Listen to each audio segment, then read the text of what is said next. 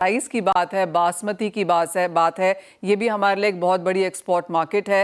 राजेश पहाड़िया जी, ये चर्चा आपसे करना चाहेंगे। जो इंडियन डायस्पोरा है आउटसाइड, स्पेशली यूएस में, हम लगातार ये नंबर्स की बात भी करते रहे हैं। अब क्योंकि 25% है और एटलीस्ट अगले 2 हफ्ते के लिए तो है, 7 अगस्त से लग जाएगा। अगस्त के तीसरे हफ्ते में मीटिंग है, तब कुछ निकल के आया तो आया, नहीं तो और लंबा एक्सटेंड हो सकता है। किस तरह से आप ये नंबर्स देखेंगे?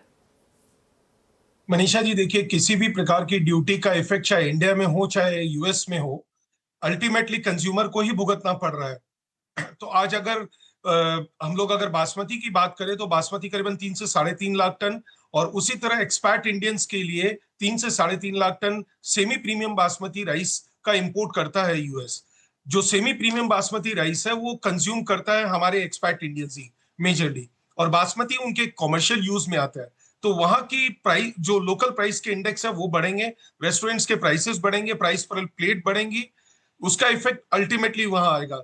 जैसा हमारे गनात्रा साहब ने कहा कि भाई हमारे पास में इतना बड़ा कोई गैप नहीं है कि हम इस 25% को कहीं ना कहीं एब्सॉर्व कर ले। तो उस गैप को कंप्लीट करने के लिए और उसको फुलफिल करने के लिए अल्टीमेटली कंज्यूमर को ही वहां पे करना पड़ेगा। यहां से तो हम उसी प्राइस पे कर पाएंगे, उससे नीचे में करना तो कोई सेंस भी नहीं बनता है। राजेश जी, जहां तक कॉटन की बात है, ऑफ कोर्स वो एक इंडस्ट्रियल एग्रीकल्चर कमोडिटी हो जाती है, लेकिन राइस एक फूड कमोडिटी है। हम तो उसे एसेंशियल के तौर पर भी देखते हैं। अब जिस तरह से 25% यहाँ पर है, जो कॉन्वर्सेशंस यहाँ पर बनती हुई नजर आ रही हैं, आपको लगता है आगे जाकर, और ये बातचीत जारी है कि कुछ एक कमोडिटीज को शायद जाके आगे जाके एक्सक्लूड कर दिया जाए, आपको लगता है राइस एक स्ट्रॉन्ग पॉइंट बनाता है उस चीज के लिए? मनीषा जी, उम्मीद पे दुनिया कायम है, नंबर 1। तो अपने तो hope is the best remedy for every call, number 1। Number 2, अपने को ये ध्यान रखना होगा कि किसी भी प्रकार का जब कभी भी कोई बैन या कोई एड या कोई भी चीज होती है, तो स्पेशली जो फूड मेडिसिन कमोडिटीज जो होती है वो एग्जेम्प्ट होती है।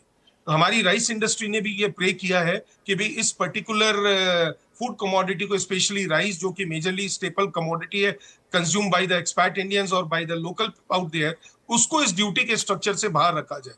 But we will never know कि क्या होगा क्या नहीं होगा। बट अब जैसे 1 तारीख की डेट थी वो 7th हो गई है, इसकी वजह से कल मैं खाली एक बेसिक सा एग्जांपल देता हूँ। एक्सचेंज के अंदर में इतना बड़ा फ्लक्चुएशन आया है कि जो प्राइस हम कल ऑफर कर रहे थे वो प्राइस हम आज ऑफर नहीं कर पा रहे।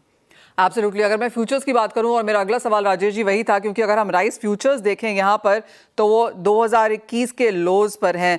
1 महीने में 3% की गिरावट है। इस साल में अगर इंटरनेशनल एक्सचेंजेस देखें तो वहाँ पर 13% तक की गिरावट है। ग्लोबल सप्लाईज यहाँ पर लगातार बढ़ती हुई नजर आ रही हैं, और जिस तरह के प्रोजेक्शंस हैं 2025-26 के लिए, वो रिकॉर्ड 538 मिलियन टन्स के लिहाज से हैं। यानी कि चावल का उत्पादन इंटरनेशनल मार्केट्स में बहुत ज़्यादा है। आपको लगता है इंडिया यहाँ पर कितना कॉम्पिटिटिव है? क्योंकि अगर हम टोटल राइस अवेलेबिलिटी अंतर्राष्ट्रीय बाजारों में 2025-26 के लिए देखें तो वो 743 मिलियन टन्स पे आ रही है। उसमें से अकेला इंडिया जो है 8 मिलियन टन एक्स्ट्रा प्रोड्यूस करके देगा। तो मेजर जो हाइक है इंडिया एंड पाकिस्तान की तरफ से है, जहां पे हमारी काफी एक्रेजेस बढ़ी है और काफी प्रोडक्शन हम लोगों का इंक्रीज हुआ है। इट इज ऑल बिकॉज की हमारी जो एमएसपी प्राइस है जिसपे एफसीआई की प्रोक्योरमेंट होती है वो एवरी टाइम इंक्रीज होती है। तो अकॉर्डिंगली फार्मर्स भी जो है वो प्रोडक्शन को इंक्रीज करते हैं, बिकॉज उसमें से एफसीआई के पास में कार्गो जाता है at a particular MSP price, so certainly उनको वो बेनिफिट मिलता है। सिमिलरली वो फिर वो more of non basmati rice जो कि एफसीआई प्रोक्योर करती है वो प्रोड्यूस करती है। हमारे बासमती का प्रोडक्शन हार्डली 3 से 4% बढ़ा है। सेमी प्रीमियम बासमती का प्रोडक्शन उल्टा घटा है, बिकॉज उस पर कोई एमएसपी नहीं है। ओवरऑल ग्लोबल सिचुएशन आप देखेंगे तो मुझे लगता है कि हम लोग एक दूसरी कंट्री जो है, मेजरली 5 प्रोड्यूसिंग जो कंट्री है, एक दूसरे को compete कर रहे हैं। एवरी टाइम हम एक दूसरे की प्राइसेस को काट रहे हैं जस्ट बिकॉज ओवर सप्लाईज है।